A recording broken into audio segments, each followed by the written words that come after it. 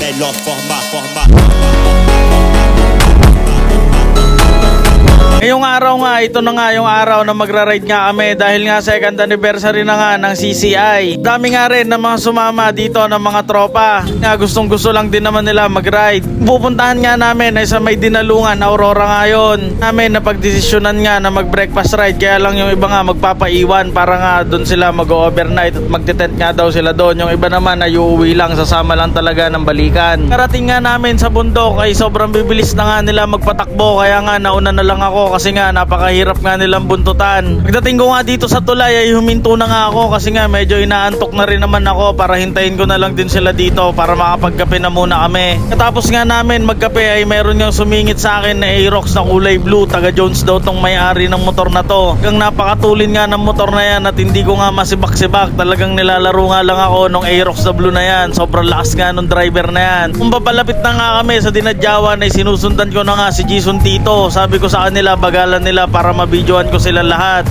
Kaya lang ang bibilis pa rin naman nila. Ang hirap nila overtikan kaya hindi ko mabidyohan na maayos. Hindi tuloy-tuloy. Talagang bungi-bungi na nga yung linya namin. Dating nga namin ng Dinalungan ay sinundo na nga namin kagad si Alamanders para nga pupuntahan namin yung kanilang pesto doon sa malapit nga sa may dagat. Doon na nga kami mag-i-stay, magpapahinga muna. Yung matutulog ay matulog muna. Saka yung mga magpapaiwan ay dito na nga rin magpapaiwan. Ang ganda nga dito sa lugar na pinuntahan namin kasi nga wala nga katao-tao, saka hindi nga resort to, talagang private property nga to na talagang pinayagan lang din tayo nung may kanya na mag-stay nga dito. Pagkapwesto nga namin doon ay dumating na nga kagad yung sasakyan ni Cardo. Nakasakay nga doon sa Easy Alamanders, may dala nga siyang mesa na kasya buong barangay. Baba nga namin ng mga gamit ay sumakay na nga kagad kami sa may 4x4 niya na binubunggo niya pati yung puno ng nyog. Sa sobrang bilis nga niya magpatakbo ay talagang sumabit na nga yung mga mata namin sa may mga dahon nga ng puno dito dahil sobrang dami nga ng puno dito at napaka-presko. Bili namin ng pagkain ay umuwi na nga kagad kami at bumalik na kagad doon para nga makakain na nga yung lahat kasi nga nagugutom na nga rin yung lahat dahil nga sa malayo-layo nga yung biyahe na ginawa natin ngayon.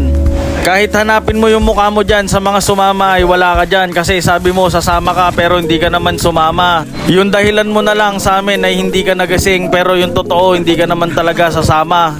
Oo, ikaw yun na nanonood, hindi ka sumama kasi ayaw mo talaga sumama, bahala ka dyan. Pagkatapos nga namin kumain ay nagpahinga na nga lang muna kami para nga makapagkwentuhan lang muna dito at makapagluto na rin kami ng panggabihan. Bali 8 nga kaming naiwan dito kasama na nga si Alamander saka nga yung tropa niya. Kami na lang 7 yung uuwi bukas. Nga yung iba ay may mga pasok pa nga sa trabaho saka school, kami na lang nga yung naiwan dito. Enjoy na nga lang din namin to, pati nga si Kimwell ay nagpaiwan na lang din kasi nga nung nakaraan ay biglaan nga lang siya na nagpaiwan doon sa may bukod nung nagcamping nga kami. Tamang kwentuhan lang naman muna kami dito ng mga tropa. Pinagkwentuhan nga namin yung mga taong nakatalikod at hindi kasama dito. Nag-uusapan nga namin yung buhay ng ibang tao, pinapakailaman namin kahit di naman maayos yung sa amin. Pagkatapos nga namin magpahinga at magkwentuhan ay nagready na nga kami ng mga iluluto namin para nga sa hapunan namin para nga makaready na kagad kami. Yung tagaluto nga namin ngayon ay si chief cook nga namin na si Jason Tito. Sobrang galing nga magluto niya na nagprito nga ng talong yan gamit yung tubig. Para nga makatulong na rin ako ay nagbiyak na nga ako ng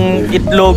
Talagang pinapakita ko pa dyan kay Alamanders kung paano nga talaga magpakabitak nga ng itlog at talagang tuwan-tuwa nga yung tao na yan. Habang nagluluto nga dyan si Jason Tito ay dito naman ako nakasupport nga sa kanya. Ako nga tagabuhos ng itlog dun sa may kawali niya para mas mabilis nga yung proseso namin. Kumuha na nga lang din kami ng dahon ng saging kasi nga hindi nga kami nakabili ng plato. Nakabili naman kami ng plato kanina kaya lang hindi nga namin nakuha dun sa tindahan. Nakalimutan namin. Sobrang layo nga nung tindahan dito. Talagang babiyahe ka pa ng mga ilang minuto. Pero okay na to. May mga dahon naman ng saging dito kaya pwede na to. Kinalat na nga lang din namin yung mga pagkain dyan. Sobrang dami nga nung pagkain na yan. Talagang kasyang-kasya na yan sa amin lahat. Kaya kung nagugutom ka nga at gusto mong kumain, punta ka lang dyan sa lugar na yan. Sinupot namin yung natira namin, sinabit namin doon sa may puno. Kunin mo na lang, bagong luto pa lang yon. Bukasan nga ay maaga na nga kagad kaming gumayak dahil nga pupunta nga kami sa may falls. Kaya lang sabi nila sarado pa daw yung falls na yon, kaya sinubukan namin at naka-open pa naman yon. Tawag nga sa falls na yon ay Bulawan Falls nga. Talaga maganda nga yung lugar lugar na to, kaya lang hindi na tinatao, parang close. Sa bakod nga lang kami dumaan para makapasok dito. Tubig nga nila dito sobrang linis nga, pwede mo nga inumin daw yan. Inaan pa nga kami ni Alamanders dito nga sa may bundok nga, di namin alam kung papunta pa talaga yun doon sa may daan kasi sarado nga yung iba, may mga puno. Tingnan namin doon ay sobrang ganda nga nung lugar na yon, sobrang linaw nga ng tubig, kaya nga talagang pumunta na nga agad kami dahil sobrang linis nga ng tubig na yan. Kaya lang medyo madulas nga lang yung mga bato dito kasi nga talagang matagal nga walang tao na nagpunta dito, kaya sobrang lumot na nga nung lugar na to. Lakad-lakad nga lang ako dyan at nag-video lang ako kung ano pa nga yung mga makikita dito. Talagang sobrang linaw nga nung tubig nila dito. Kaya lang yung isang kasama nga namin ay hindi na nga nakasama sa amin kasi nga umuwi na agad si Ginspeed. Hindi na nga siya sumama dito sa may falls kasi nga gustong-gusto niya na daw umuwi at talagang nasi-CR na daw siya. Gusto niya lang iuwi sa bahay nila. Kasi daw sayang naman kung dito niya yon ilalabas sa may falls kasi nga napakalinaw nga ng tubig dito. Kwentuhan nga lang kami ng kwentuhan dyan. Talagang walang katapusan tawa nga yung ginagawa ni Alamanders dyan kasi nga tuwan-tuwa siya. Ngayon na lang ulit siya nagkaroon ng bisita dito nga sa may lugar nila.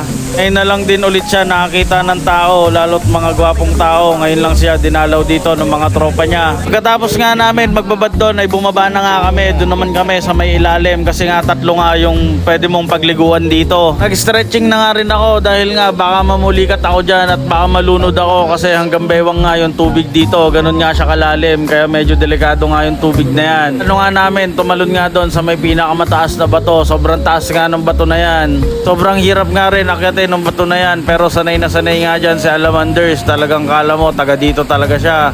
Pag-akyat niya nga dyan sa pinakatuktok ay tumalon nga siya kaya nga medyo nabawasan nga yung tubig dito nga sa may falls. Sinubukan ko nga rin siyang gayahin. Subukan ko nga rin akyatin kaya lang sobrang dulas nga nung bato na yan kaya hirap na hirap nga ako umakyat dyan. Talagang napakadulas nga yan. Hindi nga pwede yan sa basta-basta lang. Tulungan niya na nga rin ako umakyat dito sa bato kaya lang hindi ko talaga kaya kasi nga medyo mahirap talaga akyatin yon. Kaya doon na lang ako sa taas, umikot ako.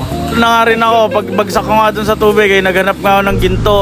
Kaya umuwi na nga kagad kami, dito na nga kami sa may kalsada. Tapos na yung 2 araw at 1 gabi namin na pagsasaya doon nga sa may Dinalungan. Kaya nga uwi na lang kami. Huling gas na nga lang din namin to dito nga sa may Dinadyawan bago nga kami umuwi. Ito naman na yung huling gasolina ko. Bali naubos ko nga pala sa motor ko. Abot lang yon ng 800, balikan na yon. Sobrang tipid nga nito, 63 basic. Da melhor forma.